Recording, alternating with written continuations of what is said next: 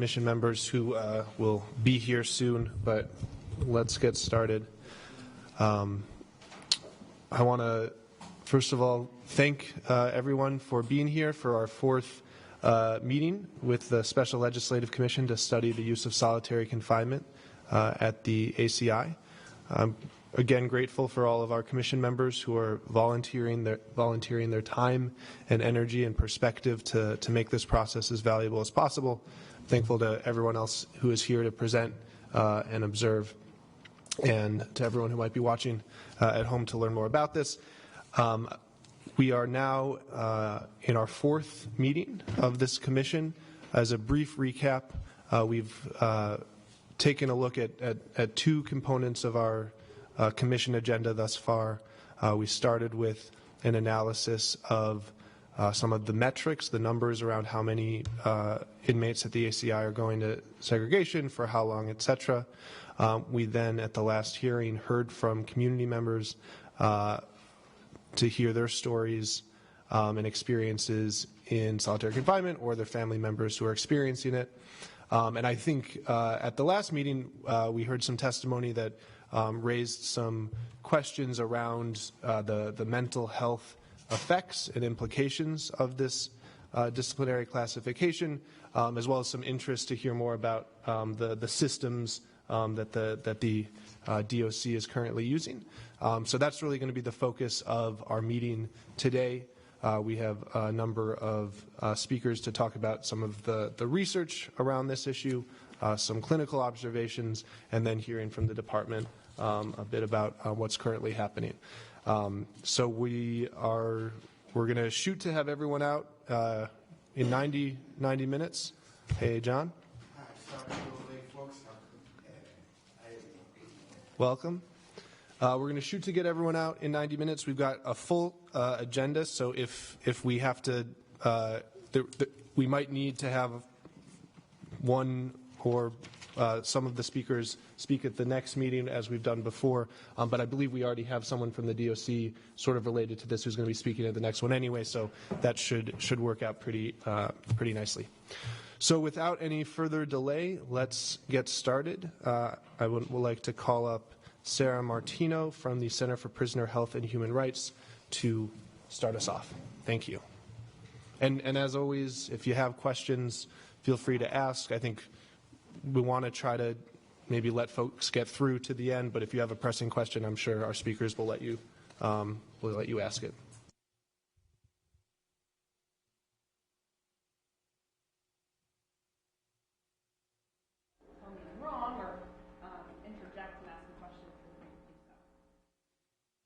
So my task for this afternoon is to briefly summarize what the literature, kind of broadly speaking, tells us about solitary confinement, and particularly about its impacts on inmates and its effectiveness as a deterrent.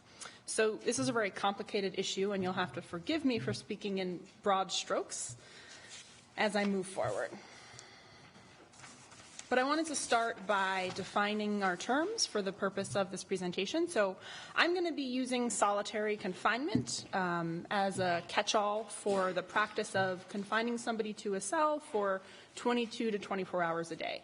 Obviously, not all solitary confinement looks the same. So there's the distinction between disciplinary confinement, administrative confinement, and conditions of confinement vary widely across facilities, across states. So really, for the purpose of this presentation, we're looking at the material with a focus on how somebody is impacted by social isolation. So the reduction in the quantity and the quality of social contact, of other kinds of stimuli, and that's something that I think cuts across all forms of restrictive housing. To prepare this presentation, I used a variety of sources drawn from academic literature, drawn from research done in conjunction with litigation, and all of it is included in your slides at the end under sources if you would like to peruse it on your own.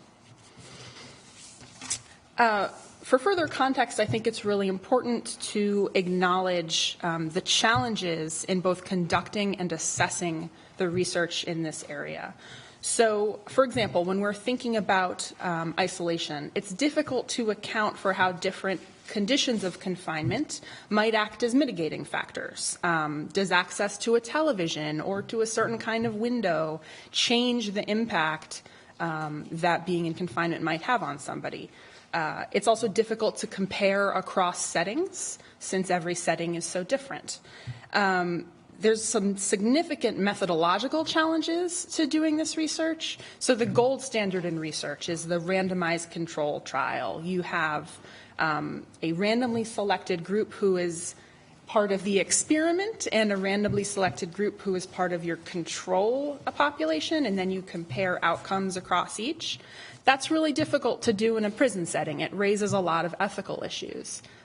Similarly, it's difficult to do longitudinal studies in prison settings where you're observing the same factors in a population over time. So because of this, there's a lot of debate among clinicians and researchers about methodology in this area of inquiry and the validity of certain conclusions. And there's this need to do more study to really truly understand the impact. There are some really notable longitudinal studies focused on administrative confinement, and I've noted 2 of them in the slides, that show little or no negative impact to holding people in administrative confinement. That said, the majority of the research indicates that there are significant negative impacts associated with solitary confinement, and I'd like to describe that impact here today. So finally, I have a lot of preparatory language here. But finally, I think it's interesting to put our current moment into historical context. So the debate about solitary confinement isn't a new one. And in fact, by the end of the 19th century, it was widely regarded as inhumane by the courts and by public opinion.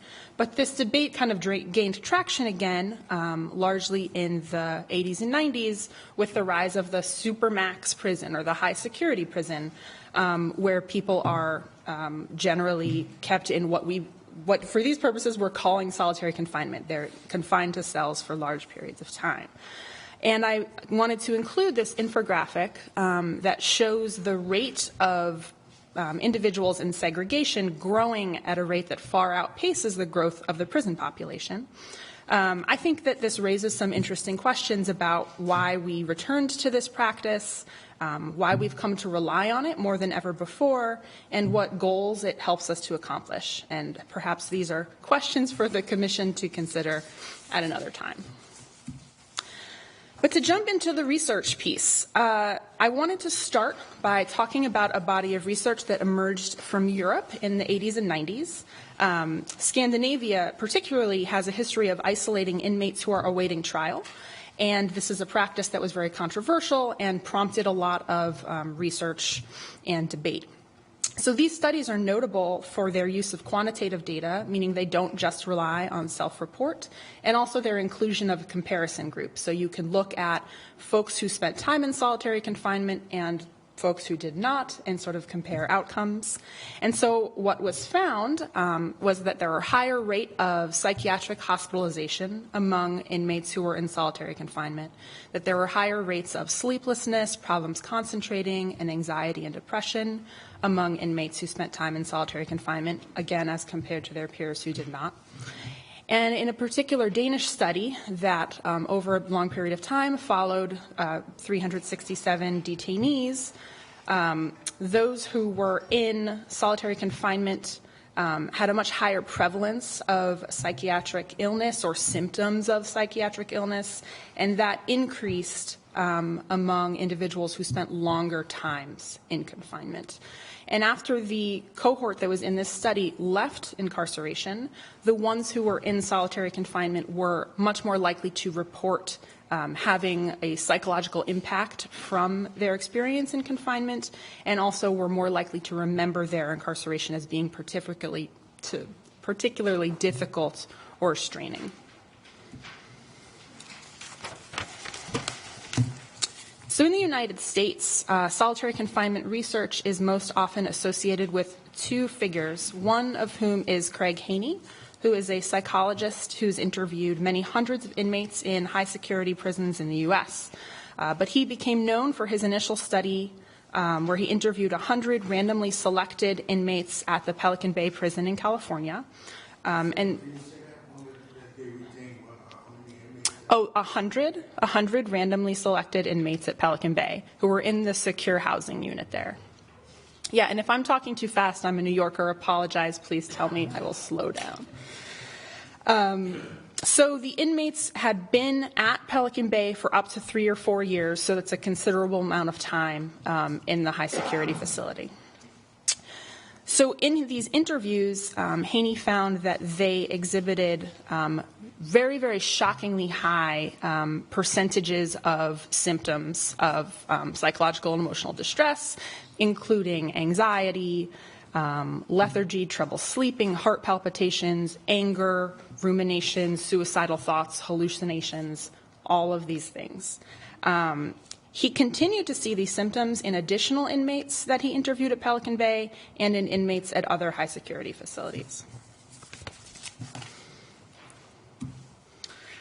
So Haney's initial findings are particularly dramatic, but these symptoms continue to show up in numerous other studies that take place across various facilities with varying conditions of confinement. And so the symptoms on this slide are consistently found amongst inmates in 34 studies that focus on different populations in solitary confinement of some form. So again, you have anger, stress, suicidal thoughts, loss of the sense of reality, confusion, depression and anxiety, hallucination and paranoia. And Haney cites many lessons learned from social psychology, as a social psychologist, about the importance of social contact to make the point that, quote, depriving people of normal social contact and meaningful social interaction over long periods of time can damage or distort their social identities, destabilize their sense of self, and, for some, destroy their ability to function normally in free society. So the second figure most prominently associated with solitary confinement research in the U.S. is Stewart Gracia. He's a psychiatrist who has also interviewed many hundreds of inmates, starting with 14 inmates at Walpole in Massachusetts. I should mention that both Craig Haney and Stewart Gracia started these interviews in conjunction with litigation, so they were hired to perform these interviews. The interviews that he did at Walpole and those that followed led Grassian to identify a specific syndrome associated with being in a secure housing unit. He noted that many of the inmates he interviewed exhibited symptoms like hyperresponsivity to external stimuli, perceptual distortions and hallucinations, panic attacks, intrusive obsessional thoughts, overt paranoia, problems with impulse control, and this particular cluster of symptoms was not attributable to a specific mental illness, but rather, he thought, specific to the experience of being in the secure housing unit over a long period of time. So similar descriptions have been made by others, such as the psychologist Hans Toke, who interviewed hundreds of inmates in New York and described what he called isolation panic among inmates in solitary confinement. He described inmates experiencing rage, panic, loss of control and breakdowns, psychological regression, and a buildup of psychological, physiological and psychic tension that led to incidents of self-mutilation.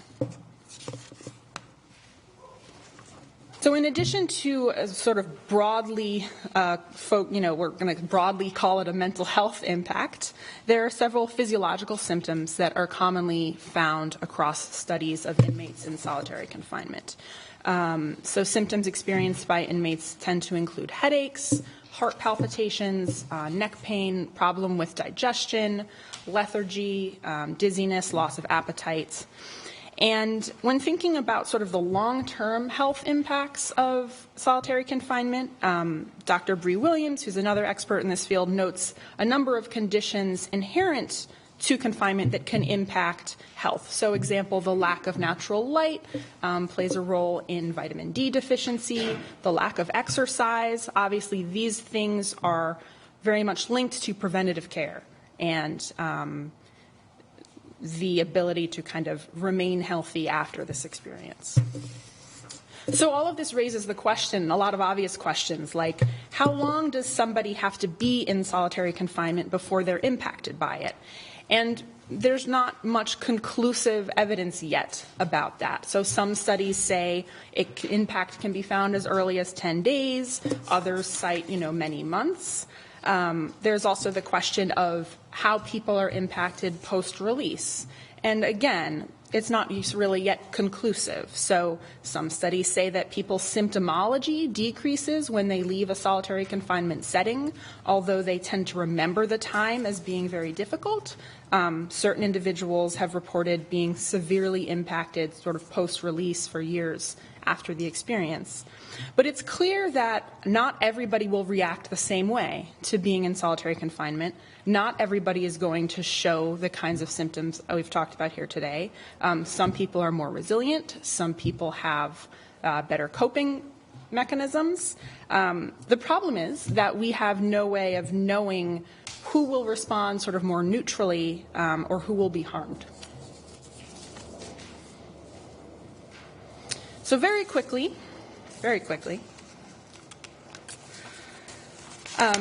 we don't have yet a lot of studies about the brains of inmates who are in solitary confinement. Again, those don't exist for a lot of very real ethical reasons about performing research in prison settings.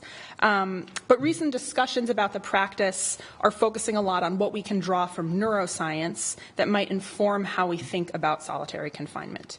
So Huda Akil is a well-regarded neuroscientist who talks a lot about solitary's potential impact on the brain.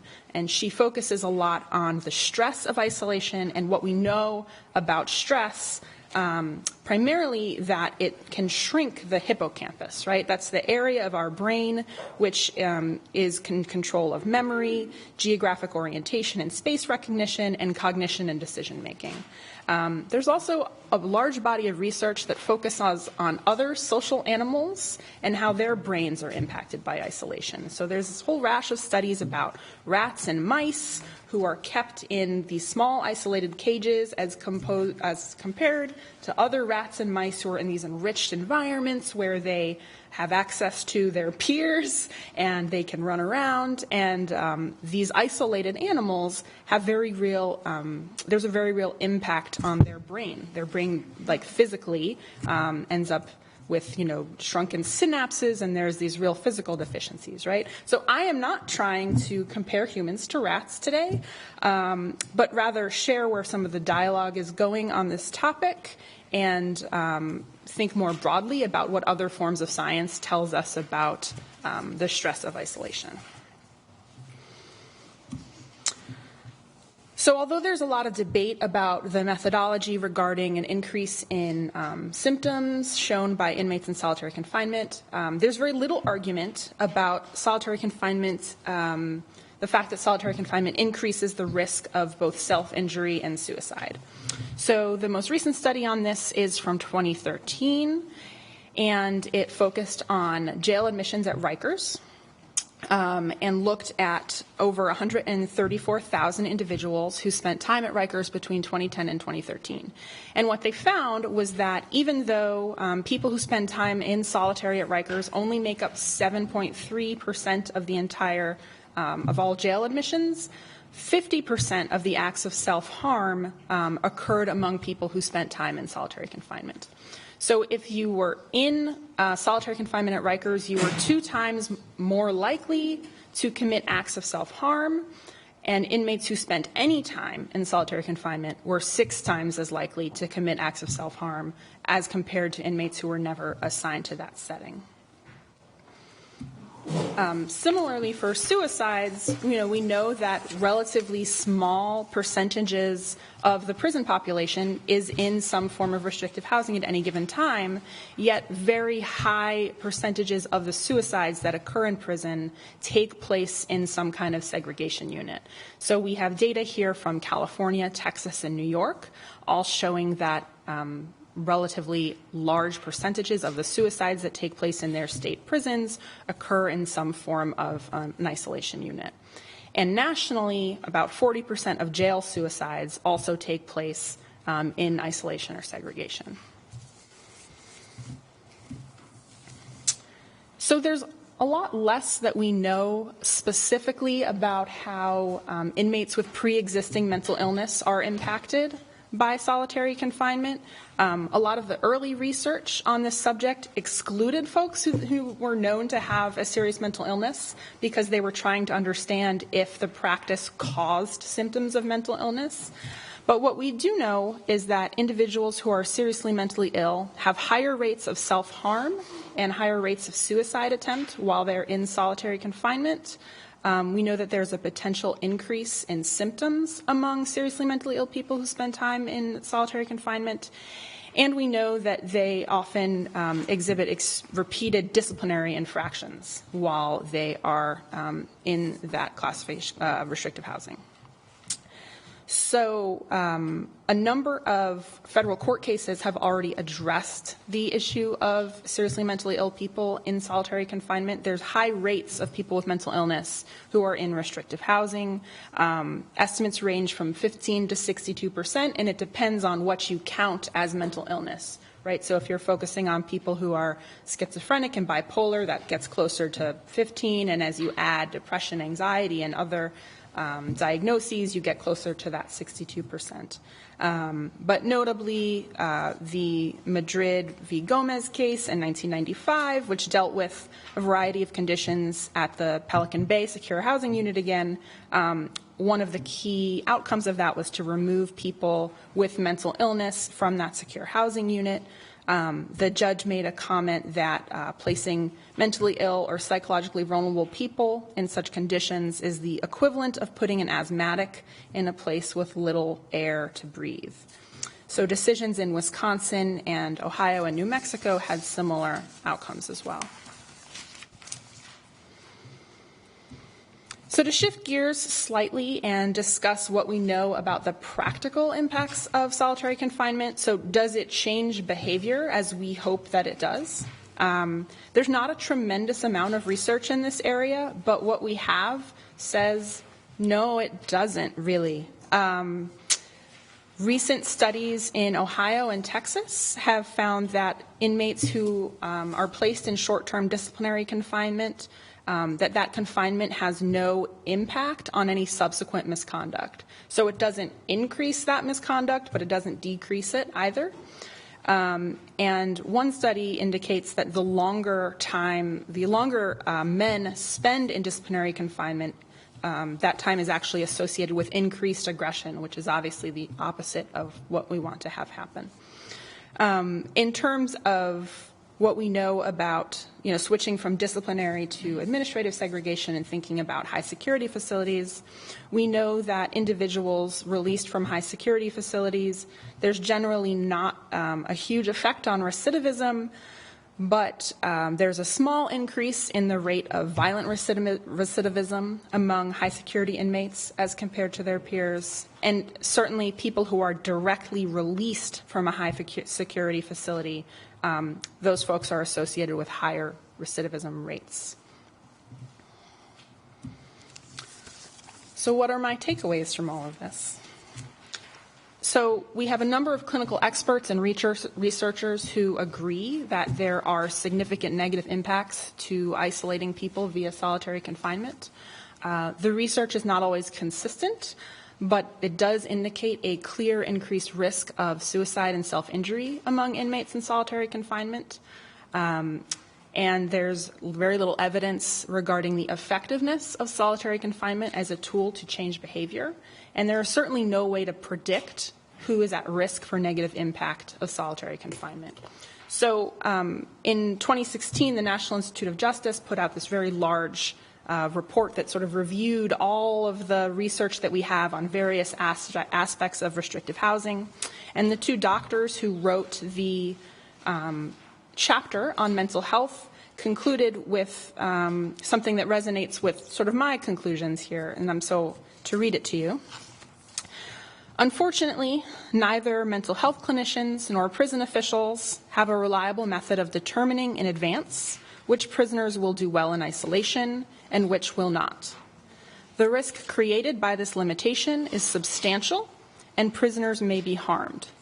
This risk of harm combined with the lack of convincing evidence that restrictive housing achieves greater safety and security, require serious question and consideration about whether solitary confinement, at least for the purposes of administrative segregation and punishment, serves any useful purpose.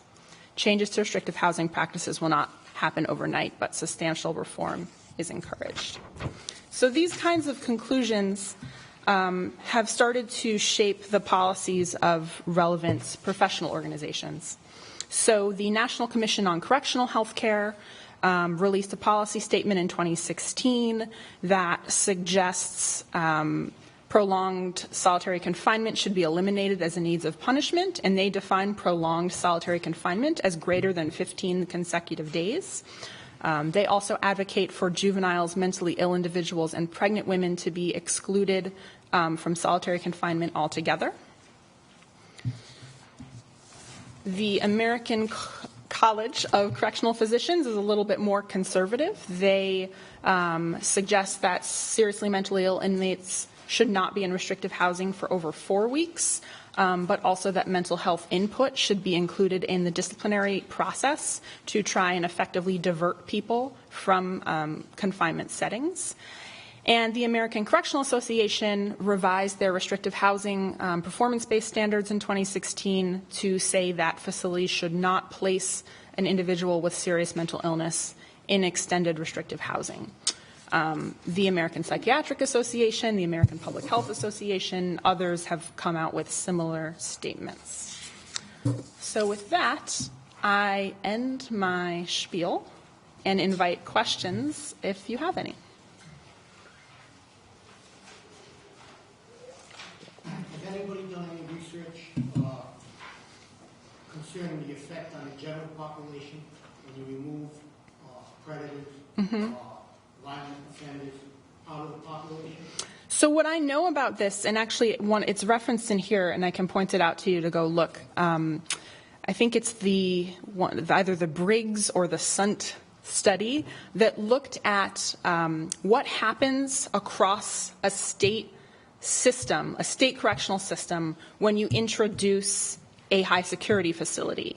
And specifically, when you introduce the high security facility, does the overall level of both inmate on inmate violence decrease, and does the overall level of violence on inmates against staff decrease?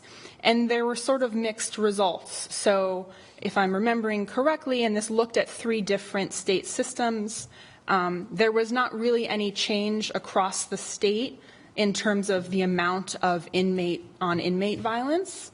And it was more mixed about inmate and staff violence. Like one state saw an overall decrease in that form of violence, one state saw an increase, and one sort of remained the same. So that's not exactly what you're asking about, but that's, I think, the best, the most related research that I know of. Sure. Would you say that the Department of Corrections throughout the country doing the report, it sounds like to me that they're new mental health associations, new mental health specialists, that these folks go into these prisons. Then, to me, I don't think that the Department of Corrections are equipped for mentally for folks that have mental illness or mental health, period. And I find that this is the new method of mental health for people, because in Grassian used to have people that had mental health, and a lot of people, when I was incarcerated, was coming from the mental health folks back to the prison. It didn't make no sense, and right. I didn't understand. So my question is, in your report, would you agree that the prisons are the new mental health folks? Yeah, absolutely. I mean, if this was a different presentation, I could have given you sort of the history of the rise of the incarceration of folks with mental illness after we sort of chose to deinstitutionalize and take people out of state mental health facilities and try to provide them care in the community and then fail to properly fund that care in the community. So, this is a problem that goes far beyond the Department of Corrections. We have a lot of other work to do outside of corrections in the community to effectively get people treatment and try to prevent their arrest or try to divert them from arrest. I do sympathize with the folks at the department who say we get who we get, right, and we have to, we can't turn people away. So I think there's a whole other effort that has to take place to really focus on how we're treating people in a community setting before they get to the Department of Corrections.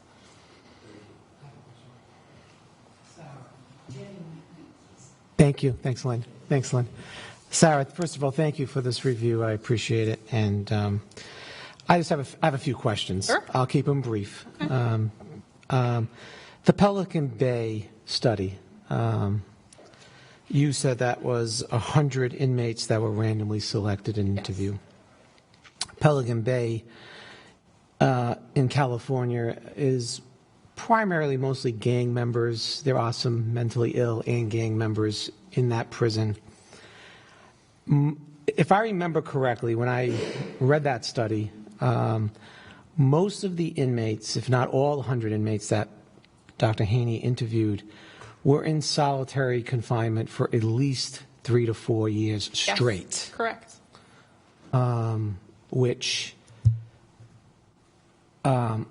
So that comparison, I want to put in context with the Rhode Island Department of Correction is, if anything, it's very rare. If it does exist, it's very rare. So I just want to make sure that in context. And we also agree upon that interviewing is more face validity in the sense than quantitative studies, which is more randomized and has subject matters where you can compare and contrast with, like you did in the second study, right, where you can get better information. So I'm not trying to minimize his results, but when you're dealing with somebody who's been in confinement for 4 consecutive years or 3 consecutive years, right, and you're doing interviews, you're basically relying upon, the validity of what the person is telling you, plus they are in confinement longer than what they are, and their confinement is different than our disciplinary confinement. So there's some distinction to be made. I want to make sure that the definitions are consistent, and also we're in the same category of fruit, apples and apples, sure, not with apples and mangoes or God knows, that. So I just wanted to make sure. So we'll agree on that. Yes, Thank you. I do agree on that. Okay. I would say that, if I had many hours with you, I'm sure you would love to listen to me for many hours, but if I had many hours, I would sort of do this in a different way and break down studies by methodology and studies by, disciplinary versus administrative versus amount of time spent. I do not have the privilege of many hours of your time, but I will point out that there are some excellent reviews that go through each right, of these studies methodologically. That National Institute of Justice document that I mentioned does, as well as it's somewhat out of date now, but there's a 2006 source that's cited here by Peter Smith that actually breaks things. There's a very nice table that breaks out by methodology, how these studies compare to each other. So I do agree with you that is very important. No. I will just add that I don't think it is the case that all of the sort of stronger studies that are stronger methodologically don't come up with similar outcomes. So I think that there's a solid mixture here. I'll make sure we'll have that opportunity, because you and I always get along. We'll have that opportunity to have that academic discussion. The second point I want to make was the Grassian study of the shoe syndrome. We're presenting later the Department of Corrections. I worked in Massachusetts, so I can speak to the shoe syndrome. And there was no baseline data. Can we agree with that? Sure. You know what? I can't really say, Okay. but I trust you. Yeah, there was no baseline data. It was basically just interview data that he found. So there was nothing to compare it with. It's like me interviewing you saying this is what you say, and then I have to go with it. Right. So, and the third point is, in the Department of Justice report, and in 2013, Dr. Metzner, who you probably know at University of Colorado, and also Dr. Testman at Yale, New Haven, have talked about in their studies that in some times with psychological services being provided, which you have attended meetings at high security with our staff, people in various forms of confinement may not have as many may not have any psychological symptoms. Sure. If they are provided services, psychological services, to de-escalate some of those symptoms. Sure. Testament, for example, at Yale New Haven questions the 15-day number. It reminds me of the days of working in substance abuse where we question how they came up with 30 days of rehabilitation treatment, and now we barely can get 5 days for rehabilitation treatment. It was just a number that came up. And and my last point I want to make is, and I value all the points you make. I just want to keep it in the fruit category or in the meat category. His final point is this. Would you agree with me with this so the commission members would know? As of this point, there has been no meta-analysis studies that have ever been done to look at solitary confinement or various forms of confinement issues to say that there has been psychological impacts on confinement. Any meta-analysis studies? I'm not sure I agree about that. And we should follow up about it. Okay. Looking at meta-analysis in quantitative research, not qualitative. Okay. Okay. I will happily have that conversation with you. I would like to know if there has been. Okay. I don't know if there is either. I'm throwing it out. I think that I will one-up you on the, sometimes isolation might not be, sometimes with services, people do okay. I've read studies where inmates say, this was the best time of my incarceration. Dr. Metzner has stated that. I really had a chance to, reflect, or I really hated being in the general population. Again, I am not up here to say that everybody has the same experience. My point is that a lot of people have very bad experiences, and as a system, if we can't figure out in advance, there's no risk tool that is going to let us know who those folks are. Do we not have a responsibility to think about those most vulnerable individuals as we set up our practices? I agree with you there. And I just want to get the point across that with proper services being attached, that would help people in confinement. Would you agree with that? Thank you. Dr. Backer? I forgot your name, sir. You talked. Louis Zerbo. Yeah.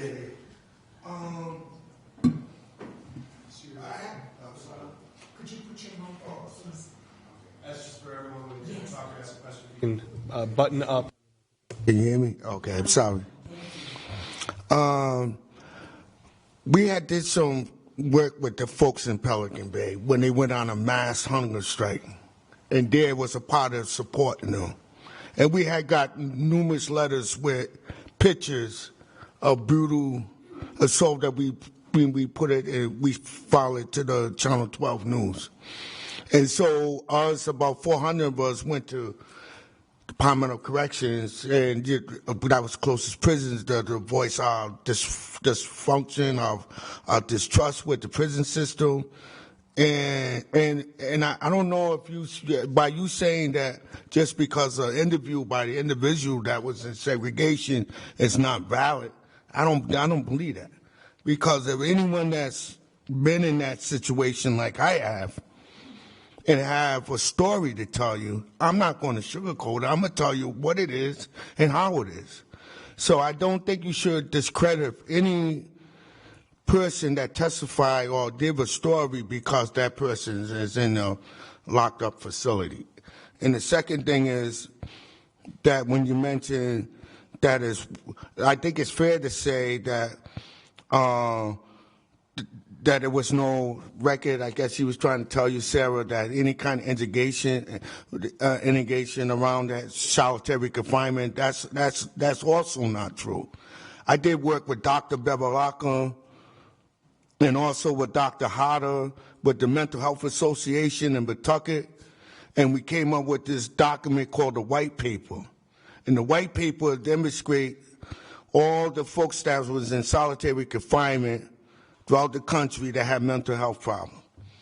And I still have that document, and I would like to share that with you at another time, sir. But I think this segregation, all these things right here, when I got out of segregation, I experienced anger, stress, suicidal thoughts, loss of sense of reality, trouble sleeping, difficult concentrating. That's me. And from a story that I'm not ashamed to share with y'all, that is a very powerful thing to deal with, coming straight out of solitary confinement right into the street, because I got discharged right to the streets. So that's something that is very important, and I don't think you should disregard the magnitude of this illness. Thank you. John, I want to say I'm not disregarding what you experienced and what people do experience. I was just speaking about the research methodology. That's all I was.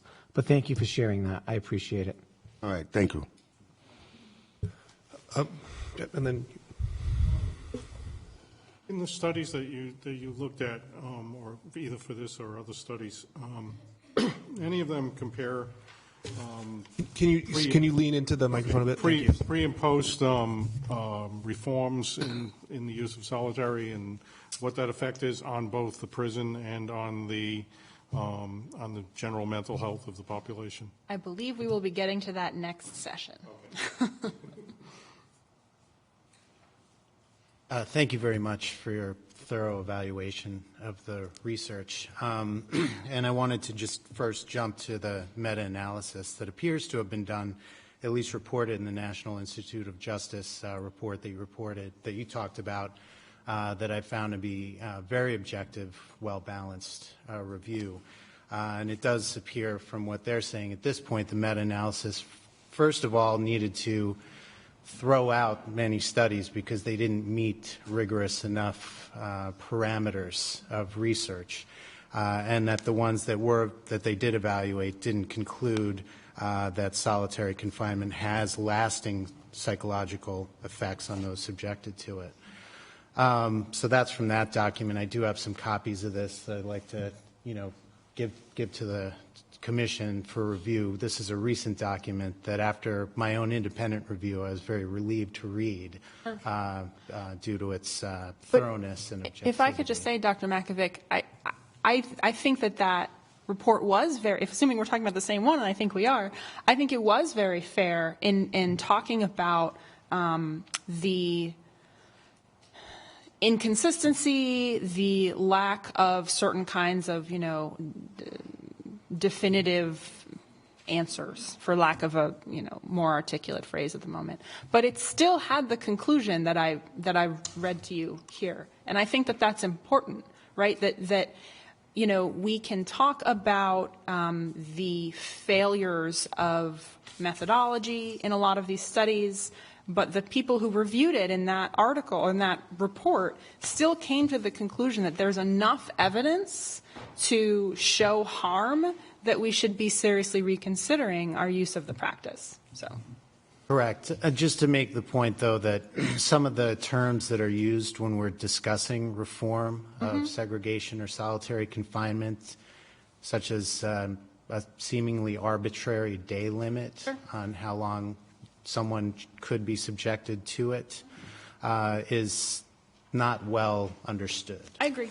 So to approach the topic with caution as far as policymaking is concerned, I believe would be important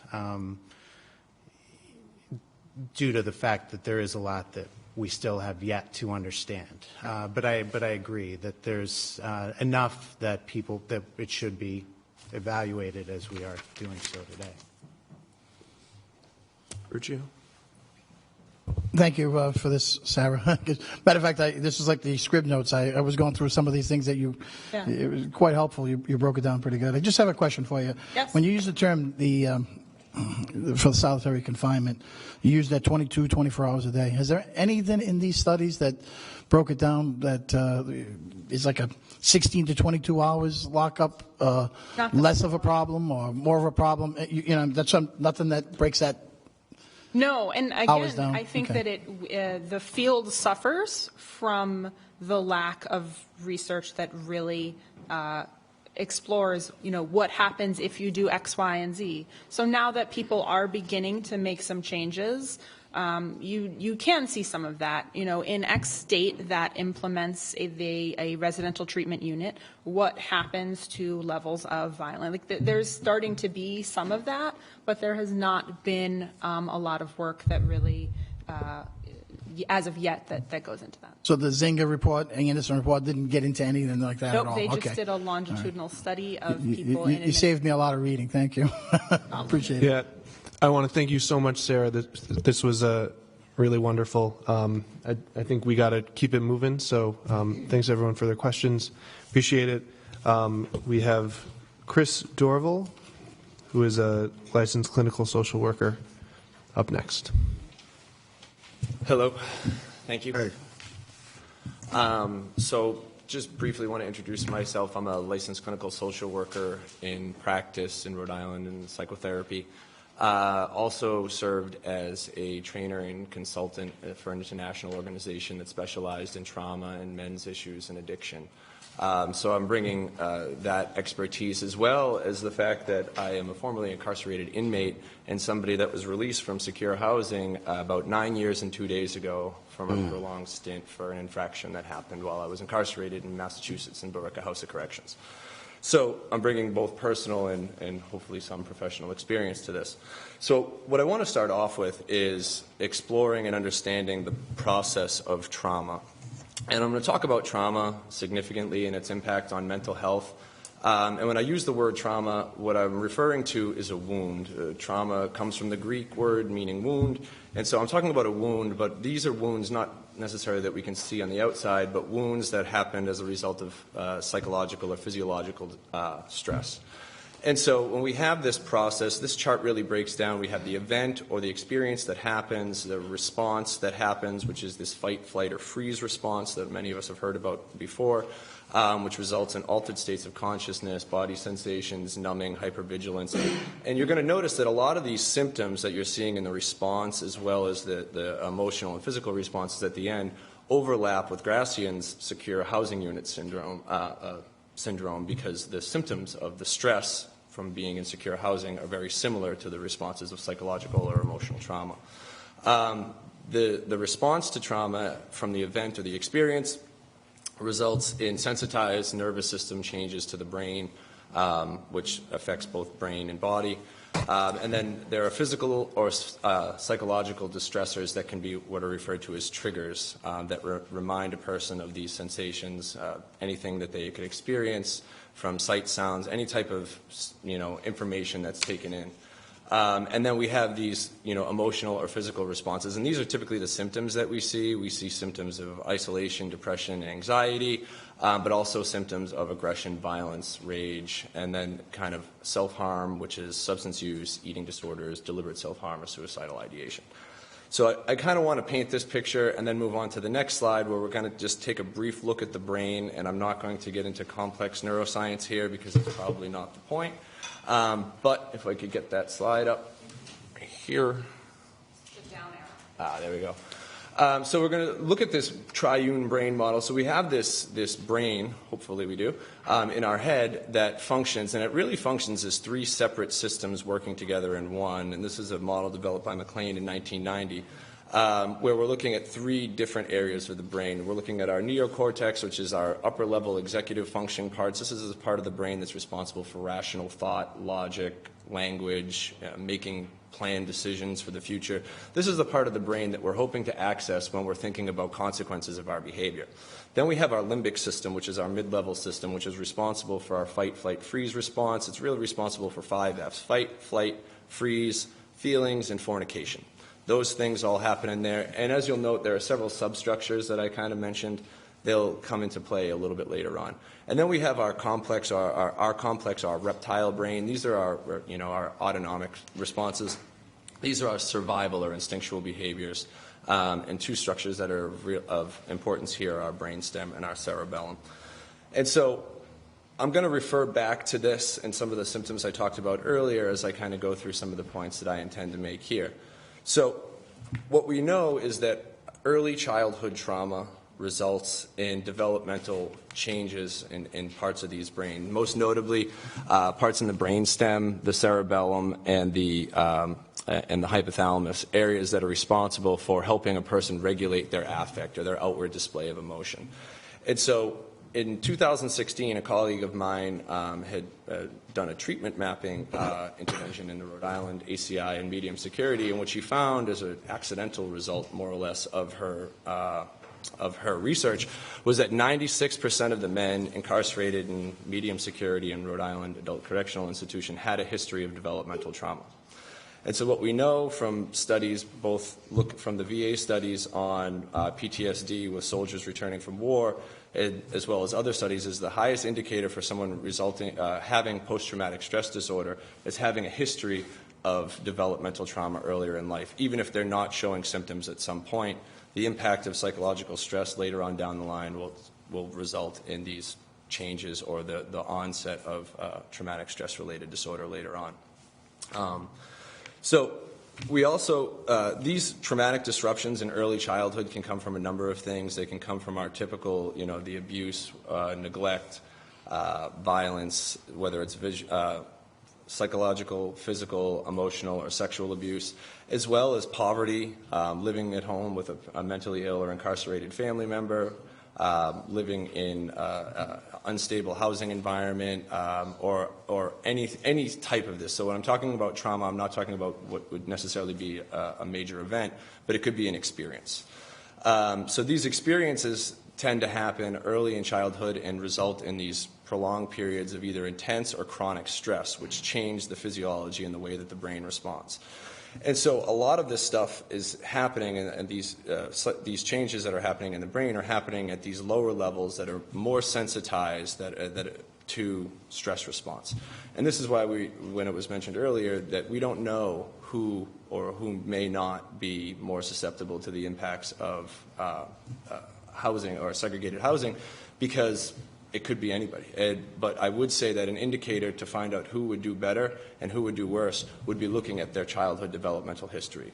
If you find an early history of developmental trauma, there is a likelihood. Yeah, your question? So, listening to your presentation. Sure. Microphone. Nobody has ever complained that they can't hear me.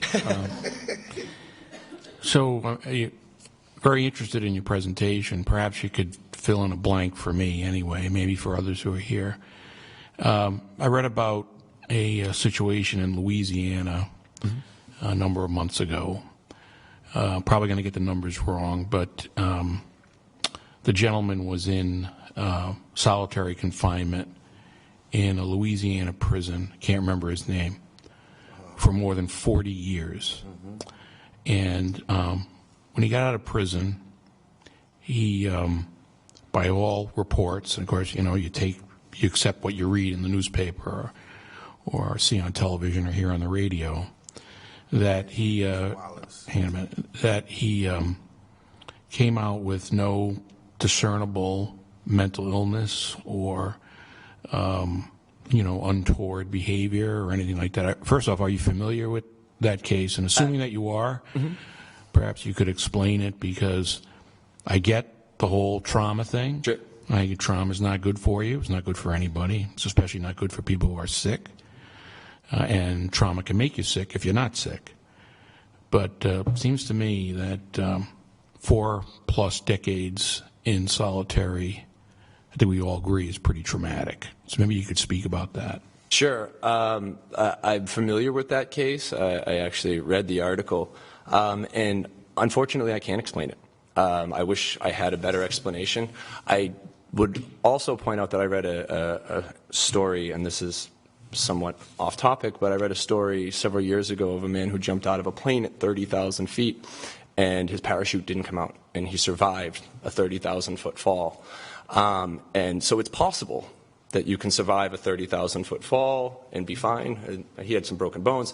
And it's possible that you can survive 40 years in segregation and be fine, but I would prefer the parachute that works, personally. But I really can't explain it. I wish there was a way that I could look at it. Maybe, and again, we don't know, and I remember what I read of that article, it didn't talk about any contact or services that he had had. The other thing that I do remember, maybe you do too, was he had a series of mental exercises that he did. Who knows if that is what happened, but could you speak to that, what you know about that?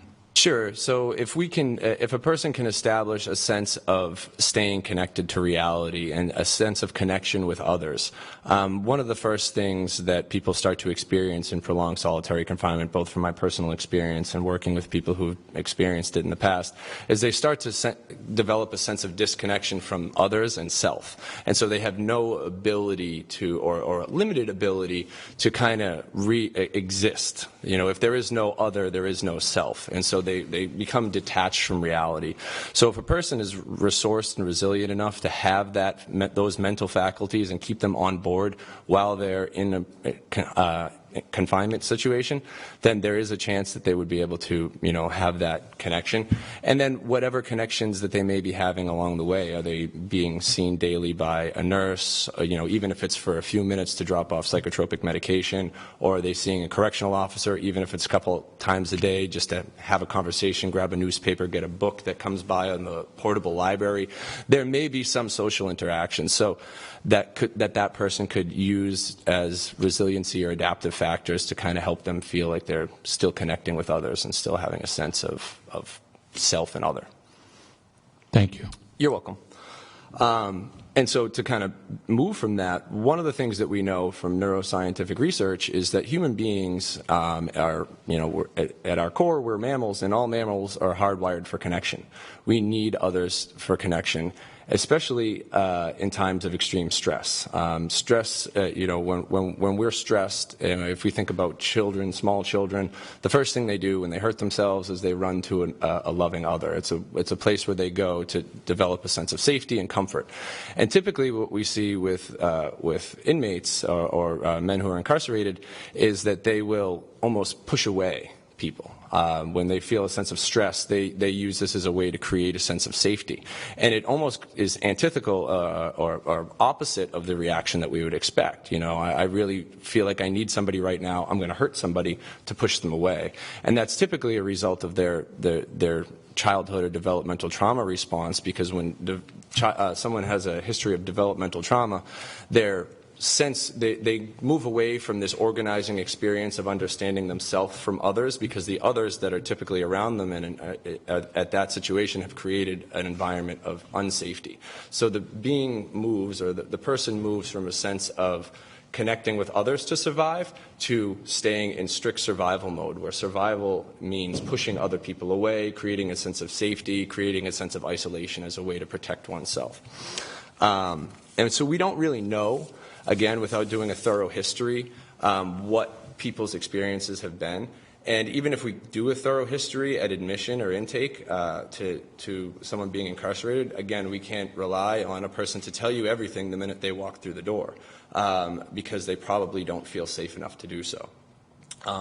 So one of the things that is important to note is that when these infractions happen, where a person is sent to segregated housing, is that, in my opinion, some type of mental health evaluation should be done almost immediately by a mental health professional to determine sentencing or to determine length of time. Because I agree with Dr. Serbo that the arbitrary number of 14 or 30 or 4 weeks or however many days is just that. It's arbitrary. It's not based on really any science. It's probably someone throwing a dart at a board and saying that looks like a fair enough number.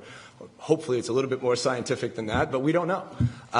But I think that the determination should come from somebody who has a history in mental health and not necessarily just a policy based on randomness, I guess. And so I kind of wanted to tell you a brief story about an experience that I had a few years ago that'll kind of sum up why I would come to this conclusion. So as I had mentioned earlier, I was in segregated housing from the December 26, 2006 to around January 4th, 2007. It was an 11-day stint for an infraction that was probably my fault. It was definitely my fault. So while I was there were two other people that came up there, and I'm going to briefly tell you their stories because they're much more interesting than mine, and I'm going to tell you about their sentencing to segregated housing and why these stories are important. So there was one man that was sentenced to segregated housing because he was in a fight with his cellmate. The fight was started over the fact that this person's cellmate had received a magazine. It was a Maxim magazine with a female model on it, and it said, blah, blah, blah is a man-eater. So when this cellmate saw that magazine, he said, why do you have this magazine in our cell? And he said, well, I'm reading it. And he said, well, I have a 3-year-old son. If she eats men, I don't want this in here. So clearly someone who's disconnected from reality. This resulted in him being agitated, it resulted in him being hostile, and resulted in him punching his cellmate while he was laying on the bed. Both men were immediately taken to segregated housing and awaited their segregated sentencing by the lieutenant who was in charge of doing that. There was another guy the next day who came up. It was not the next day, it was a couple days later. It was New Year's Eve. New Year's Eve in prison isn't really all it's cracked up to be. There's no ball dropping. There's not a lot of parties going on. It's kind of boring, to be honest with you. I think in this particular prison, we got a bag of chips and a 20-ounce bottle of Coca-Cola, which was like huge in prison.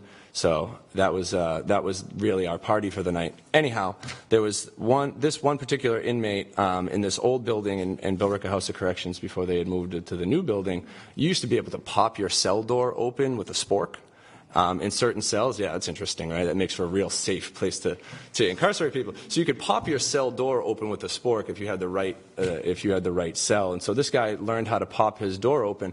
And so for fun on New Year's Eve, because we all want to see fun and we all want to see interesting things on New Year's Eve, decided he would do that and then streak down the tier to the guard's desk and then run back into his cell. And so he did that. And everybody laughed and everybody had a good time. And it really wasn't, he wasn't necessarily crazy. He just wanted to kind of break up the monotony of every day and start off the new year with a bang, I guess. And so this gentleman then, because all the other inmates around him had seen it and witnessed it, came up with a pool of food and other items that they would offer him if he would do it again. And so he decided he would do it again, but in order to do it again, he didn't want anybody to know who he was, particularly the guards, because he was hoping he wouldn't get caught. So he put a plastic bag over his head, right, which shows good insight. He wants to cover his face. I don't want anybody to know who I am. And he cut out eye holes. And so he did it, but this time the guards were ready. He had already done it once. They were expecting it. So when he made it to the guard's office, another guard was hiding off to the side, clotheslined him, dropped him to the ground. Well, unfortunately, the bag turned sideways, and he couldn't breathe. And so when they had him pinned to the ground, he was shaking, what looked like resisting, but he was actually trying to gather some air.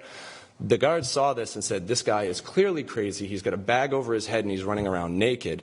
And so they brought him to the psychiatric ward. They kept him in the psychiatric ward for a 48-hour hold, and then he wound up in segregated housing with us, and he told us the story. And so I told you these two different stories of these two different inmates. So the one that was presumed to be psychiatrically impaired, I mean, I won't say he's mentally healthy, but really didn't make that poor of a decision. His decisions were grounded in reality. Maybe they weren't the decisions that hopefully you or I would make, but they were decisions that you could follow some logical linear path of connection to the world around them. The other decision to fight somebody because a magazine says something about someone being a man-eater, which is a euphemism, was totally grounded outside of reality. And so that man never received a mental health evaluation and was sentenced to 30 days in segregated housing, disconnected from others, which is a re-traumatizing experience for him because of his mental illness. And so this whole story that I'm telling is to really kind of bring to light the fact that although something may look like it's necessarily not healthy, or something may look like it is, just an average everyday infraction, these evaluations really need to be done immediately, because if we're just, again, using arbitrary numbers like, oh, it's a fight 15 days, oh, it's this 30 days, then we're not really doing anybody a good service. Thank you, Chris. You're welcome. Are there any questions? Or I guess I have a quick question. Sure. For actually the appropriate person on the commission. Is there an automatic psychological evaluation at the time of? There's an assessment done. Well, Lou should speak to that. Yeah, we always do psychology. Yeah. There would be an evaluation done, sure. For every infraction? But I'm not sure about every single infraction in the prison. When we get to our presentation, we'll tell you the number of staff members we have and the number of inmates we have in our prison. Yeah, and I'm sure, to do that would be resource intensive. Not there 24/7 either. Of course. Yeah. But, the idea is that even some of the infractions that may not necessarily look as if they're mental health related, and we're talking about, violent infractions, assaultive language or abusive language, use of alcohol or drugs, are all ways that people with histories of trauma would use to create a sense of safety. And so if we don't know what triggered that, what the first domino was in starting those next several dominoes to fall before that infraction or that behavior began that resulted in the infraction that resulted in them moving into incarceration. And that's why to do, the suggestion to potentially do that for every infraction, although it's probably resource intensive, would probably be a best practice. But we would do it as quick as we can. Sure.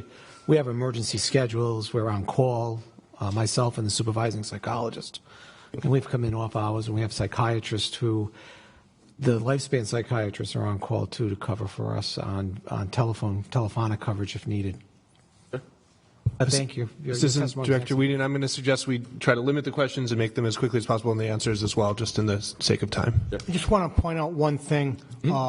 You understand from being on the other side of the doors, when we do have discipline hearings, there's a sense of fairness that we have to mete out the discipline, because if I give you 5 days and I give somebody else 20 days for the same infraction, the population views that as unfair. Sure. And I do, and some people with mental illness disguise it very well. And the ones that show it out in the open, the inmate population understands the things that we do for them. Sure. But the ones that hide it, some of them are big, strong, and tough. And they get some serious issues. And it's about fairness inside the prison. Sure. And I would acknowledge that sense of fairness, and I think that maybe a healthy way to adjust that sense of fairness is that people, instead of having a determined sentence at the beginning, act their way in and act their way out. So you can move out of segregated housing when you have shown us behavior that is ready, and so that it puts the level of responsibility both on the correctional staff and whether it's the officers and the mental health staff, as well as the incarcerated person themselves, so that we're both on a level playing field. How can we help you so that this doesn't happen again? And kind of so it's not you get 5 days for a fight or 10 days for smoking or whatever the case may be. It's you get out of here when you show us that you can safely live with the rest of the people. I agree with you there. Thank you. Well, thank you very much. Appreciate it. All right, next we're going to call up the Disability Law Center.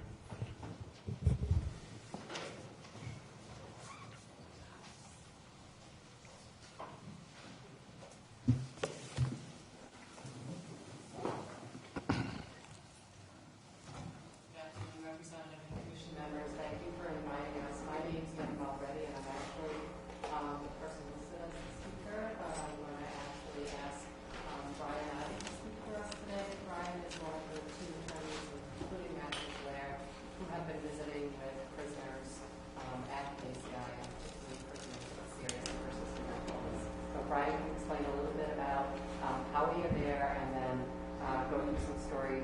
of some very preliminary information that was reviewed today. Can you hear me okay, Mike? Thank you. My name is Brian Oddie. I'm a staff attorney with the Rhode Island Disability Law Center.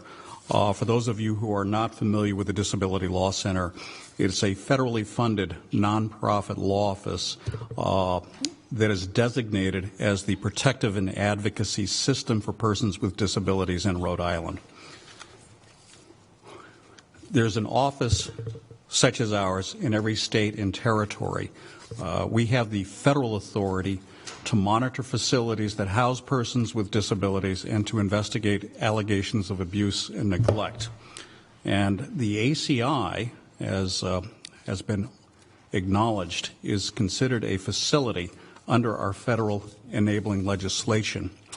Also, unfortunately, as we've come to find out, the ACI is also the largest facility in this state for housing folks with serious mental illness.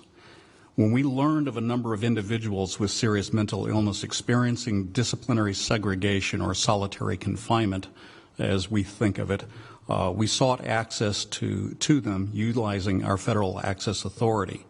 We're generally aware of the clinical research such as Sarah Martino has summarized here today, and we also nationally are aware of and have studied other PNAs in our network that have prioritized advocacy regarding solitary confinement of folks with serious and persistent mental illness.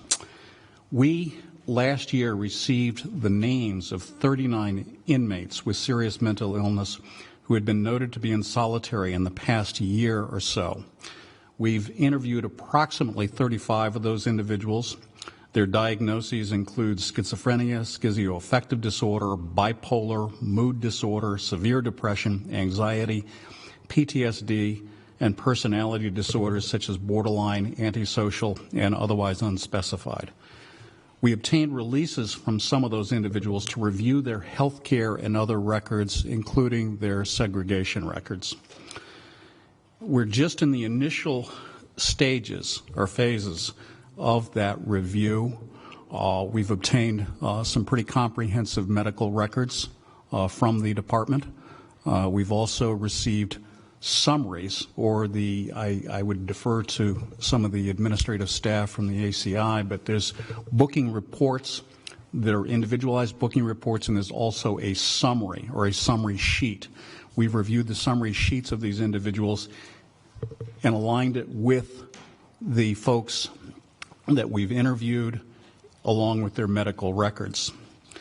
We can share with you some of the preliminary information that we have looked at and that we've learned to date.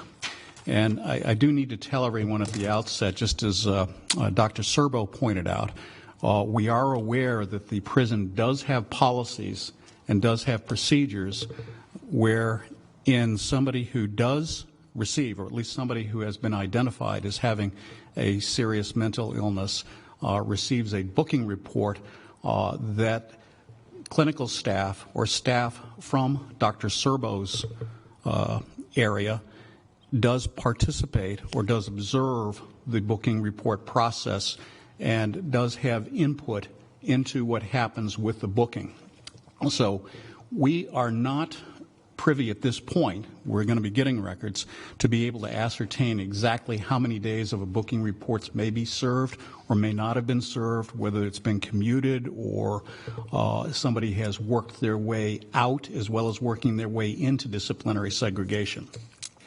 Given that, what we do have for the 10 stories that we compiled out of the information we have so far for today, we'd like to share with you.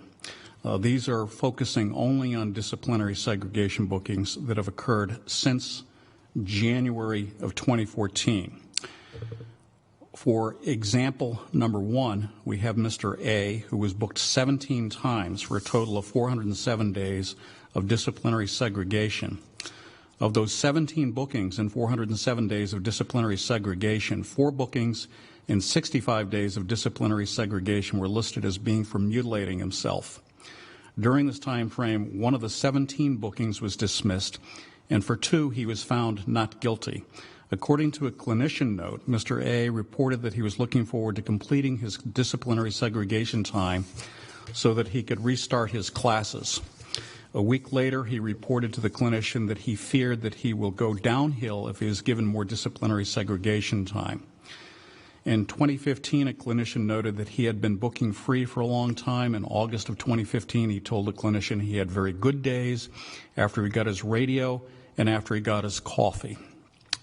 Mr. B, example number 2, was booked 14 times for a total of 263 days of disciplinary segregation. Of those 14 bookings and 263 days of disciplinary confinement, one 30-day booking was for indecent exposure. The booking summary reflects that there were no dismissed bookings for him during this time frame. A clinician noted that he reports that every day he has to work to keep his cool. Other symptoms he has reported or have been observed to be experiencing during that time frame included panic attacks, anxiety, hyperactive behavior, sleep disturbances, diarrhea, sleepiness, somatic preoccupation, trouble concentrating, self-injurious behavior, and psychosis. Mr. C, example number 3, received 7 bookings resulting in 156 days of disciplinary segregation. Most notably, following the news of a profound personal loss, he sliced himself up.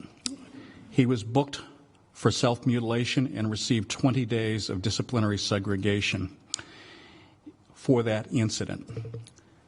He described his time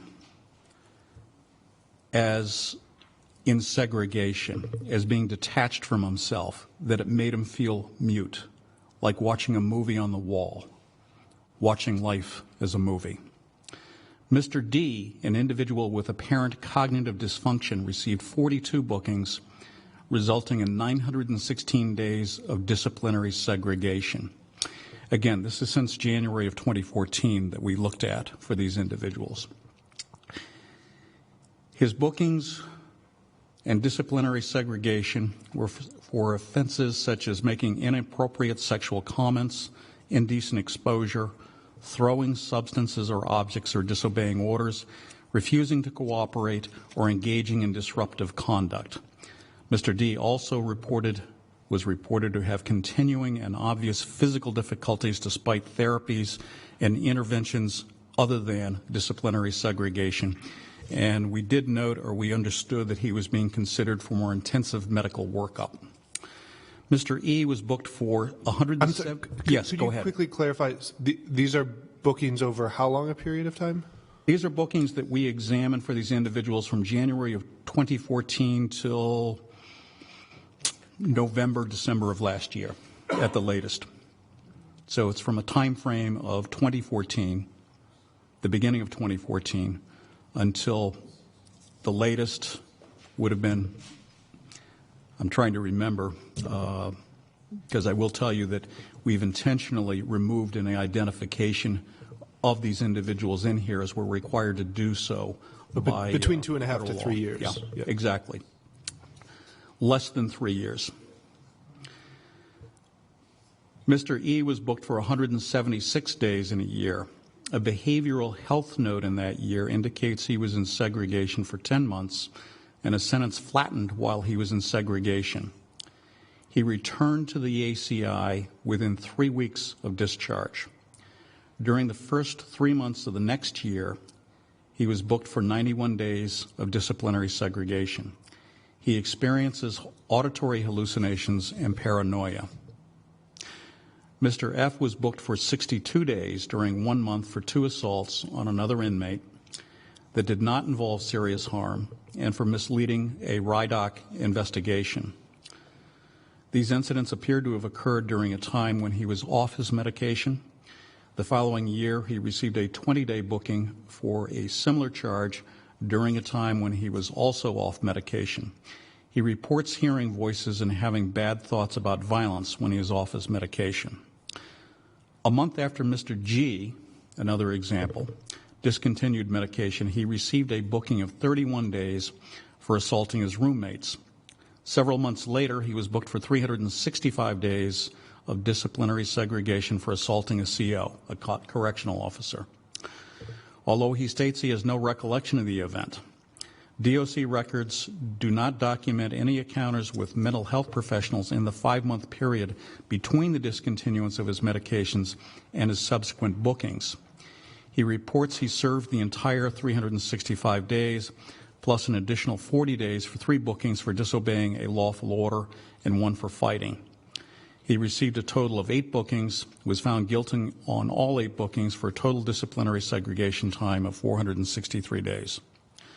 Previously incarcerated and treated by the ACI, Mr. H, another example, returned in 2014 showing signs of mental distress, like throwing himself into doors and washing his hands in the toilet. He restarted his antipsychotic medication. However, within a month he was booked for attempt, accessory, or conspiring to escape from a secure facility. He received 120 days of disciplinary segregation. He reports that at the time he was suffering from paranoid delusions and as a consequence hid in an office to escape from those he believed were persecuting him. He states he was there for about 20 minutes before he was found. For this booking, he received 120 days of disciplinary segregation, which he says he did serve. Several months into his time, he was seen by a prison psychiatrist who noted that he appears to be psychotic and increased his medication dosage. He reports that during those 4 months, he received additional bookings for disobedience, disruptive conduct, and property damage, which added to his disciplinary segregation time. He ended up incurring an additional 2 months in disciplinary segregation on top of his original booking. From 2014 through 2016, he received a total of 7 bookings, was found guilty on 6, with 1 dismissed for a total disciplinary booking time of 190 days. Mr. I was held in disciplinary segregation for booking of conduct that disrupts or interferes with the security or orderly running of the facility. He reports that the conduct was making a derogatory remark to a corrections officer. He received 10 days of disciplinary segregation for this remark. While serving this time, he received 30 additional days for fighting during his 1 hour out of the cell. The year prior, he was booked for 15 days for disruptive conduct, which he was reportedly given for being asleep for the nightly count. His treating psychiatrist at the ACI noted that he had been prescribed sleeping medication at the time of the incident.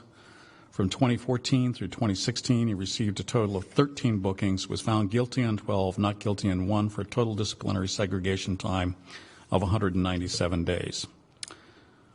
In 2015, Mr. J was booked 3 times on the same day for giving false information to a correction officer.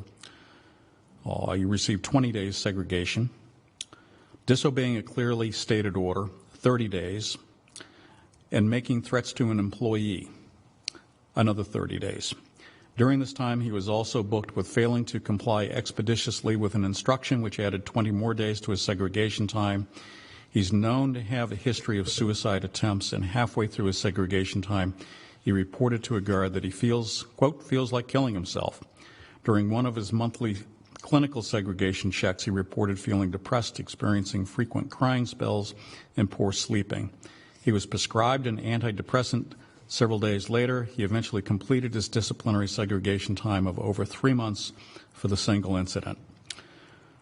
From 2014 through 2016, he received a total of 10 bookings, was found guilty on 10 bookings, and his total segregation time was 197 days. Again, I can't speak to all of these individual examples as to whether or not their time was shortened or whether through the intervention of clinical staff that they were able to work their way out of disciplinary segregation. We do understand that there is, by policy and as a practical matter, we've been informed that generally speaking there is, I'm not sure whether it would be described as a screening process, but there is a process where clinical staff does have input as well as clinical staff does respond, and by policy as well as practice and what we've seen is they do check in on these individuals on a regular basis while they are in segregation, and if there are concerns that they can address it with the administration.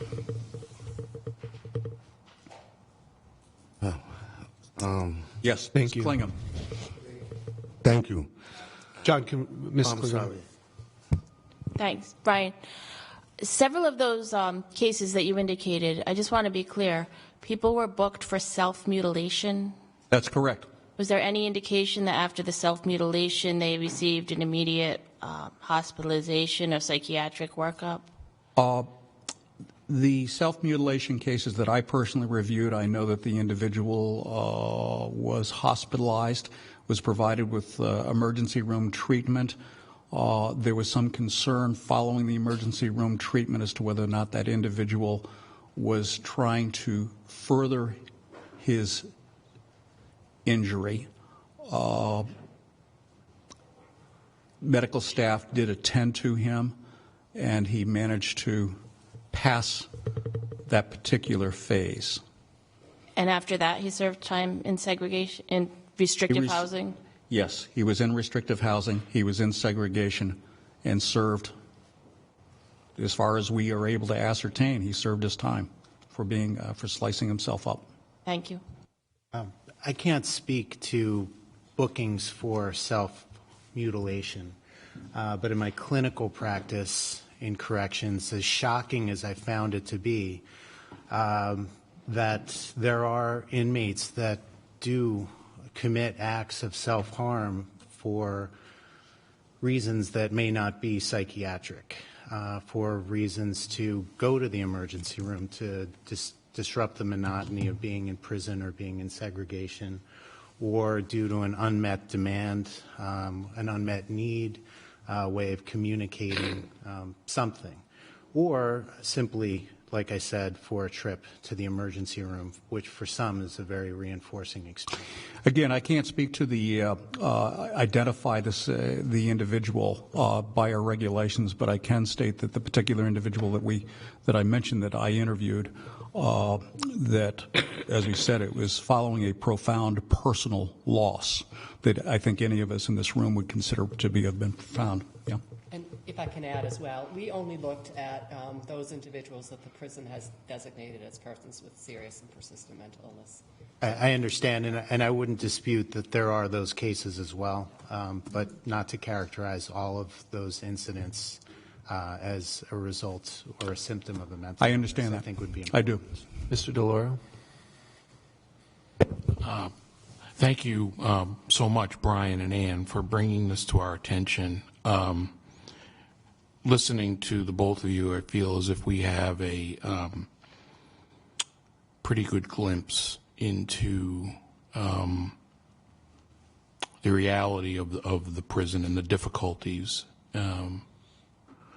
with inmates who are mentally ill. I think Ann may have answered my first question. The folks that you spoke with, I heard you to say it was 30. Was that right, 30 or so? We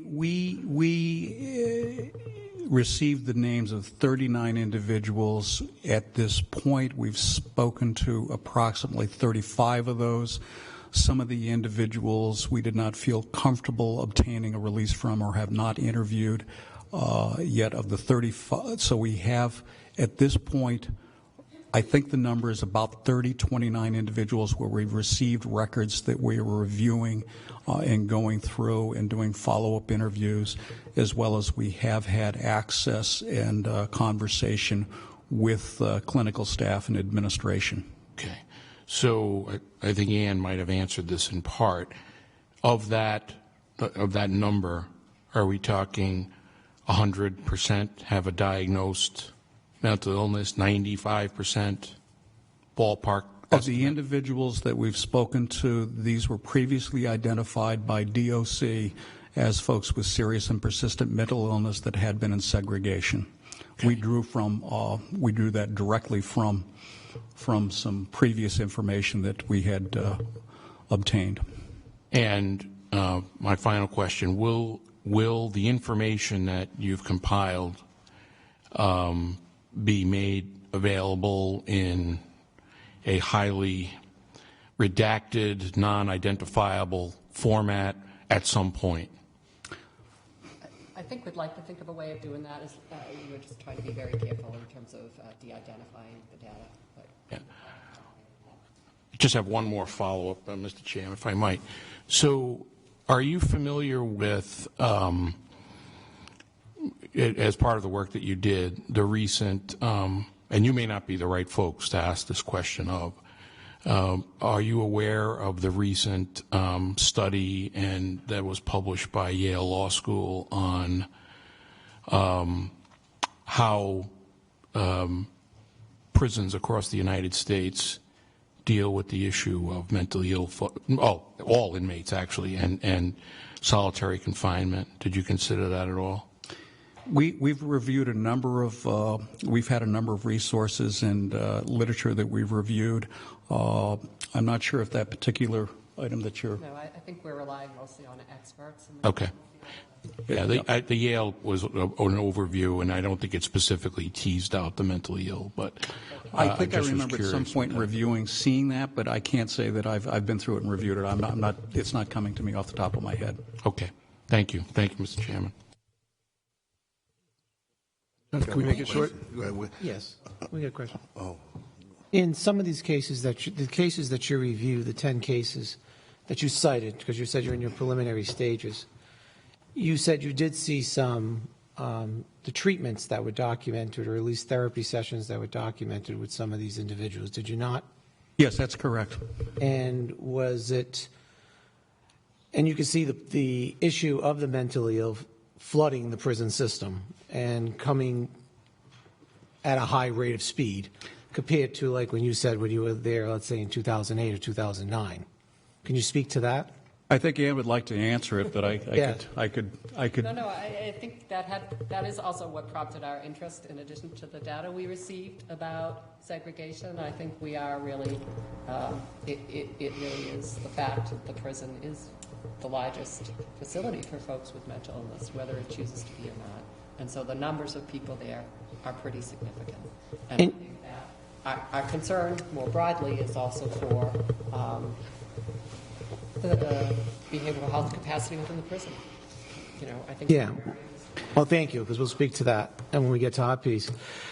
Because, I mean, I can just basically speak to some of the commission members now. 15 to 20% of the prison is seriously and persistent mentally ill. That's a high percentage compared to the past when it was a much lower number, or at least a little bit less number than that. And the community is not as strong as it was. The mental health community system is not as strong as it was in the past, especially when you cited Dr. Bevilacqua. That system was a very strong system back there, the CMH system. It's not as strong as it is now. And the hospital systems is not as a safety net as strong as it was in the past.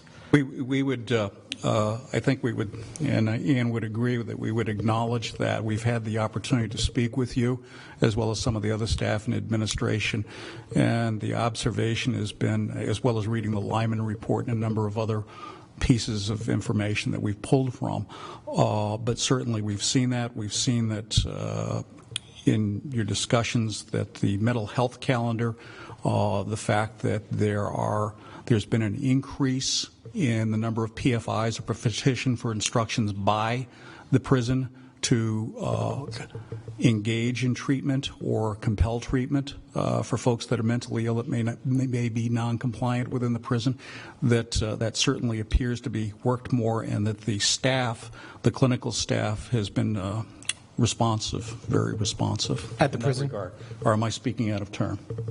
You know, I can't state it with a real definitive conclusion because we're at the early stages of what we're doing. We're going to have one more question, and then the next presentation, my understanding, is very short, and we'll do that, and then we'll wrap up if anyone has final comments, and then we'll get to the next session. Thank you. Mr. Prince, did you have a question? Yeah. My last question is, in your report, was there, like, say that individuals was on Zoloft or some kind of pill to make them calm, and not having that, or it wasn't getting to them quickly as they needed, they would have said they was taking it on the streets or whatever, and then they go to prison, and now it's taking them longer to get them what's prescribed to them on the street.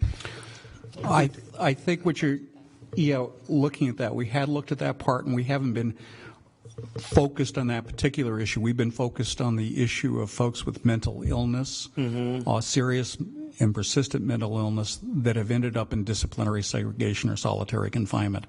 But the concept or the idea of formulary and what they've been prescribed and whether or not they're getting it, I know that that's an issue that has been discussed, but I can't come to any conclusions at this point as to whether that's an issue at this point in time for the department or not. I really can't say it at this juncture. All right, thank you. Thank you very much. Appreciate it. Alan Feinstein, former supervising clinical psychologist at the Department of Corrections.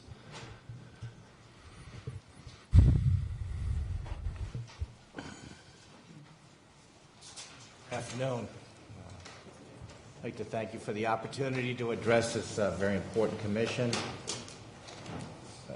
As a retiree, it's nice to see so many former friends and colleagues at a place other than a funeral. Yeah, I agree. My career or tenure with the Department of Corrections began almost 30 years ago with a background in mental health advocacy, working in community mental health, and for the Rhode Island Department of Mental Health Retardation in Hospitals. I was tasked with developing a program for those who suffered from serious mental illness and were in the custody of the Department of Corrections. As initially conceived, the Mentally Ill Offenders Program had three major components and one overriding philosophy. That being, with few exceptions, those who suffered from serious mental illness required a level of care that could not be provided in the state's prison system. The components of the program were what I termed, number one, the front door. This involved initiating and maintaining a presence in both the community mental health centers and courts, with the primary goal being to divert those whose serious mental illness resulted in their potential incarceration. Number two, the back door. This component involved working with the parole board, probation, community mental health centers, and the courts, with the primary focus being to secure release from custody at the ACI to the community while providing for an appropriate level of community-based mental health treatment. The third component, in-house treatment. With the realization that for some, diversion or release was not possible, advocacy for changes in policies regarding such things as behavioral health programs, procedures for the administration of involuntary medication, transfer to mental health facility, and intervention in the disciplinary process were made. The most difficult of these objectives proved to be the last. While behavioral health care has improved greatly at the ACI, it is both clear and just that the primary mission of the Department of Corrections is public safety. Maintaining custody and control of the state's most dangerous individuals requires constant vigilance and management techniques which at times may be at odds with state-of-the-art behavioral health care. As I have often remarked, even if every correctional officer was a board-certified psychiatrist, the inmates who suffered from mental illness would be surrounded 24 hours a day by other inmates who would seek every opportunity to abuse and exploit them. I have personally observed inmates subjecting the mentally ill to such behavior, at times only for the purpose of entertainment, this being reminiscent of Bedlam Hospital in the 1500s. Much of my work involving the in-house treatment occurred in various areas of the facilities where those with mental health problems were segregated from the general population. In an effort to protect these inmates from themselves and others and to protect correctional staff, inmates with suspected behavioral health problems are placed on psychiatric observation, crisis management or suicide prevention, administrative and punitive segregation statuses. With my office being located in the hospital area of the Intake Service Center, I had daily contact with inmates in the various forms of restrictive housing. With regard to the utilization of restrictive housing, I believe strongly that it is a valuable, necessary, and effective tool to be utilized in the management of a correctional facility. With proper safeguards, it greatly enhances the safety of the prison environment and ultimately public safety. I've been asked to focus my comments on recommendations for reducing utilization of restrictive housing for those experiencing behavioral health problems. With the forensic unit of Eleanor Slater Hospital being situated on the same campus, the ability to transfer those in need of specialized psychiatric treatment should be a lot easier than it is, and preclude the Department of Corrections from establishing a separate psychiatric facility. For various reasons, transfers seldom occur, resulting in too many mentally ill inmates being confined in segregation status. Some of these reasons are the unit reporting that it has reached capacity and cannot accept additional patients. I'd like to note that years ago, the forensic unit was comprised of 2 wards, not 1, as currently exists. If a decision was made to reduce the size of the forensic unit, a decision can be made to increase it based on demonstrated need. The ACI does not have the luxury of telling the courts that they are full and cannot accept new inmates. Too often, transfer decisions are based on administrative rather than clinical considerations. Utilization of clear, objective clinical criteria should be the basis of a transfer. If it is the opinion of the forensic unit staff that they are unable to meet the needs of an individual who requires specialized mental health treatment, arrangements should be made for a transfer to another mental health facility, not keeping the individual at the ACI in segregation. Differences of clinical opinion should be resolved by an objective mental health professional or panel. It appears to be an unwritten rule that one state department not be in conflict with another. This desire to keep the peace with the brother department has often resulted in inaction and mentally ill inmates remaining in an inappropriate facility and denial of proper treatment. I would like to close my remarks by returning to the concept of having an overriding philosophy. While many give lip service to the concept of not criminalizing the mentally ill, too often efforts are limited by providing services for which there is an identifiable funding source. I have found this to be extremely limiting and a philosophy of convenience. If significant progress is to be made in this area, a commitment must be made and demonstrated by those at all levels, including the Governor, General Assembly, and department heads. Creative utilization of the existing resources of the courts, mental health, and correctional systems has resulted in marked improvement and can continue to do so. Thank you.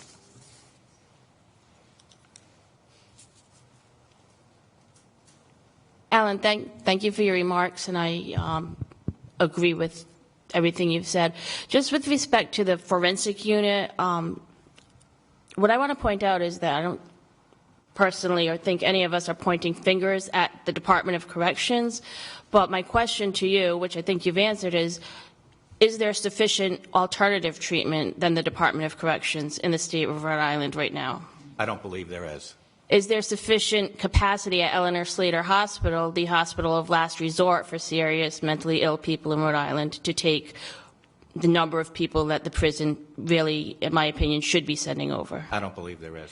And as the law currently exists, the only 2 entities that are able to apply to transfer somebody who has specialized service needs from the prison to the hospital is either the prison or the hospital, correct? Correct.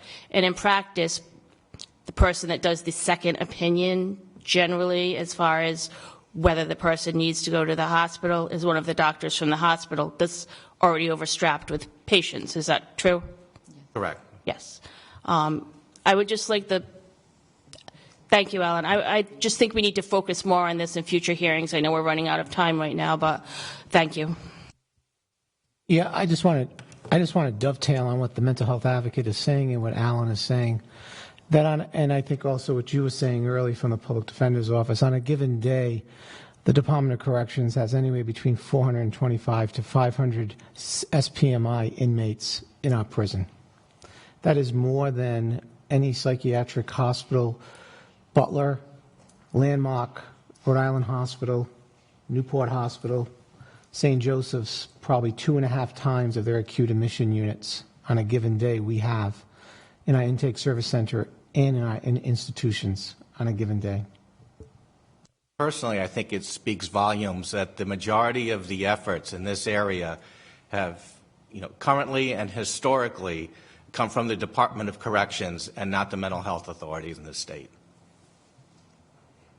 Mr. Chairman, I'm going to request that we invite Mr. Feinstein back. His experience over the years in dealing with the mentally ill population at the prison is, I will tell you, based on personal experience. Not that I've ever been incarcerated there. Let me just make that clear. But he brings a wealth of experience and, in my mind, credibility and integrity to giving this commission insights into the inner workings of this process. So, long request short, I would make a motion that we invite Mr. Feinstein back. We certainly can't force him to volunteer his time, but we would love to have him. I'm sure that the next commission meeting is going to deal with these issues as well, and we'd love to have you back if you're available. One final question. Hello? Okay. Did you interview, had folks, I think it's called Pennell Building on the ACI grounds, it's a building for severe mentally ill folks. Is that pronounced that? The Pennell Building houses the forensic unit, which is basically comprised of 3 groups of individuals there, patients in the hospital. One group of those who have been found not competent to stand trial, another group of those who have been found not guilty by reason of insanity, and the third group is those who have been transferred by the Department of Corrections over for stabilization. All right. Thank you. Director Wall? I recognize that we have consumed more than the allotted portion of time for this subject. I think it is well worth the time and effort that we have made today. As you will note from the agenda, a number of the people who are responsible for the delivery of mental health services at the institutions of the Department of Corrections were scheduled to testify today, and I'm hoping that we will be able to incorporate their testimony without rushing them at the next hearing. As director of the Department of Corrections, I am looking forward to using the opportunity of the Commission to reflect in a serious and sober way how we got to the point where the Department of Corrections is responsible for the care and treatment of the mentally ill, and what is going to be done about that. Thank you. Thank you, Mr. Feinstein.